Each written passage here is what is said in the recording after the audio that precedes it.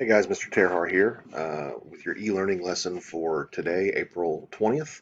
Uh, this lesson is going to consist of us finishing up our discussion on water and the importance of conserving our water and some of the things that we can do to better conserve our water. It's then going to include you guys going and completing level 3 of the Journey 2050 game.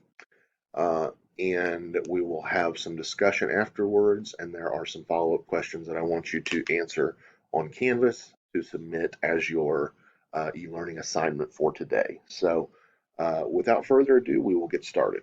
So on Friday, we talked about water and what we use water for in agriculture. And quite frankly, farming and agriculture and food production would not be possible without water. Okay, and it's very, very important that we protect that water because it is in such limited quantities. Let's talk about some things that you could do around your home to conserve our water. How can we conserve our water at homes and in our schools and communities? We consume water in our homes. When we were still in school in the building, we consumed water there every day, and that's the same water that we need to produce food, to provide water for wildlife, and all the things that we need that water for. We have to share it with a lot of different people. So how can we protect and conserve that water at home and in our schools and communities?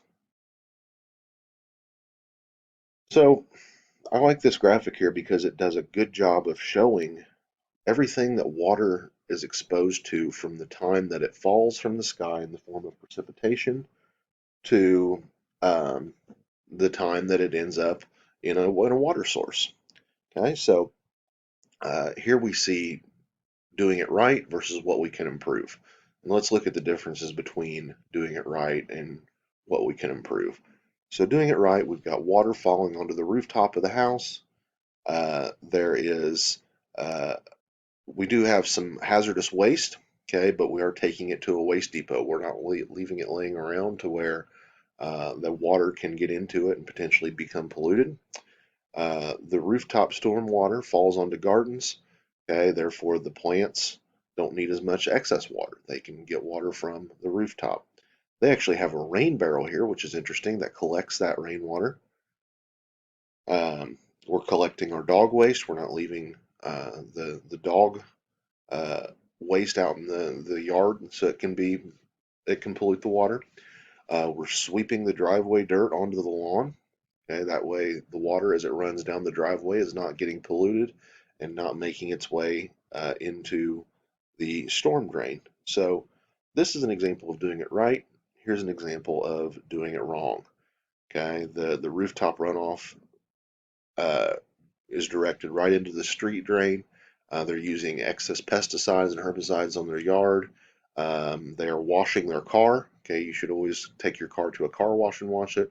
They're using too much fertilizer, and therefore, as that water runs off, it is picking up all of that residue and making its way into the storm drain.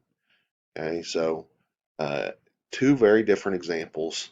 Okay, these people are doing it right. These people are not doing it right. So just little things like that that we probably don't think about can make a huge difference when it uh, comes to taking care of our water. Okay, at this point in time, we're going to play level 3 of the game.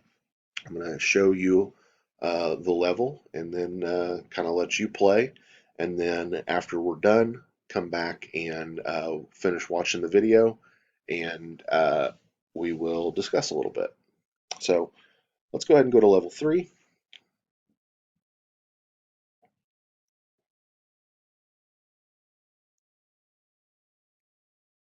Well,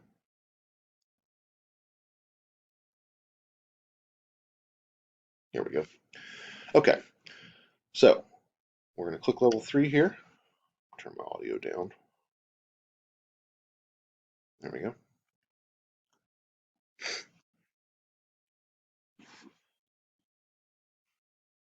Once again, some of you mentioned you were having some issues getting the game to load. If you can't download this version from the Apple or the Microsoft Store, there is a Google Chrome version that you can download. And if you have issues getting that, just let me know and I can send you a link.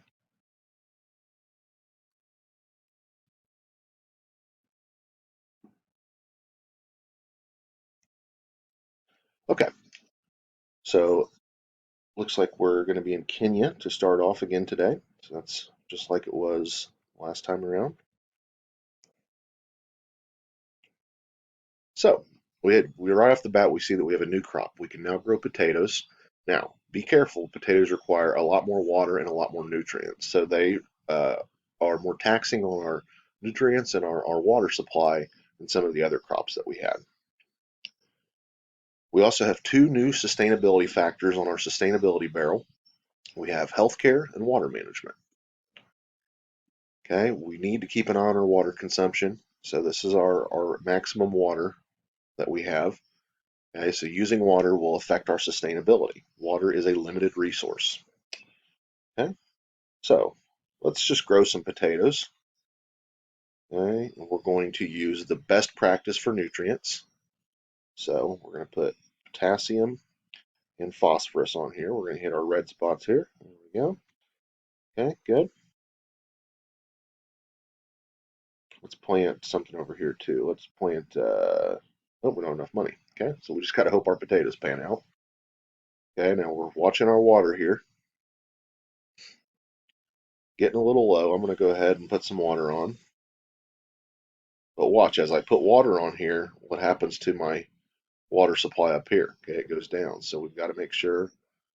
Okay, now it's time to put nitrogen on.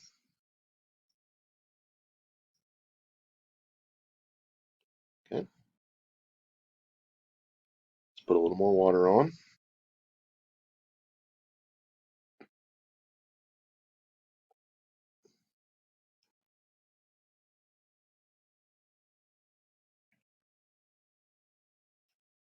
Okay, now it's time to harvest our potatoes.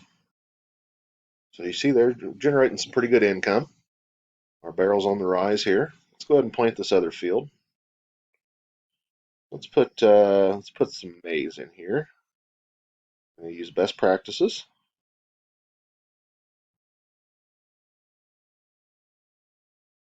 Okay,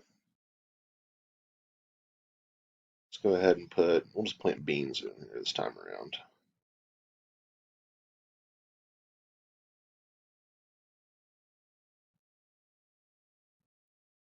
Okay,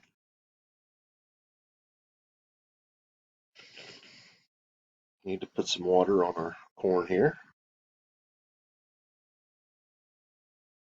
A couple investments. Well, something to store rainwater in. Let's go ahead and invest in that. We need to get some water on our beans. Okay, oops, we need nitrogen for our corn. This gets a little stressful sometimes. Okay, got some nitrogen on our corn. Let's see what our investment here. We can invest in a well. Let's go ahead and do that.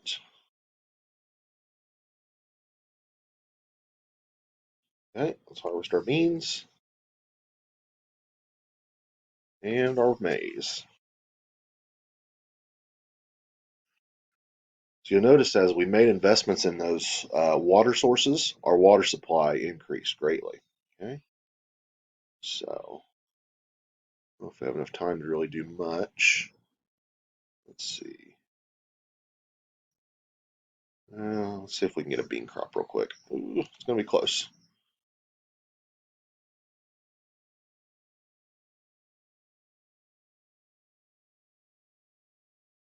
I don't know if I'm going to get these out or not.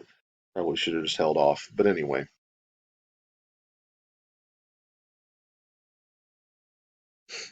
yeah, I ran out of time. That's okay. So let's see how I did. So my sustainability score was 130.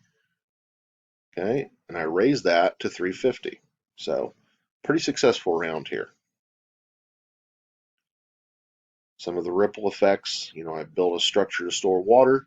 That's going to benefit wildlife habitats. Now we're going to go to India.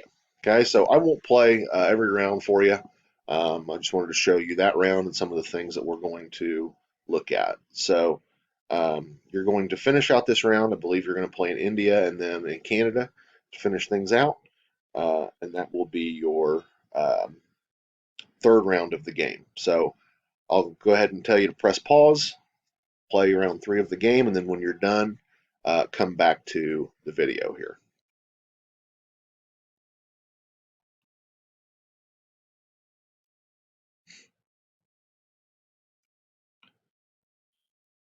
Okay, so follow-up discussion. What were some of your limiting factors that you had? And what was one of the challenges in terms of having enough water? Did you struggle at times to have enough fresh water? Um, why is it important to conserve that fresh water, and how did the weather impact your crops? Uh, what ripple effects did you notice from your investments when you chose to invest in water and water conservation? Did you notice any positive benefits as a result? And then finally, uh, let's wrap up with some questions on Canvas. I have posted uh, the discussion questions on Canvas, and I need you to answer those for your e-learning assignment grade today. So if you have any questions, feel free to let me know. Otherwise, I will talk to you all again on Wednesday. Have a great day.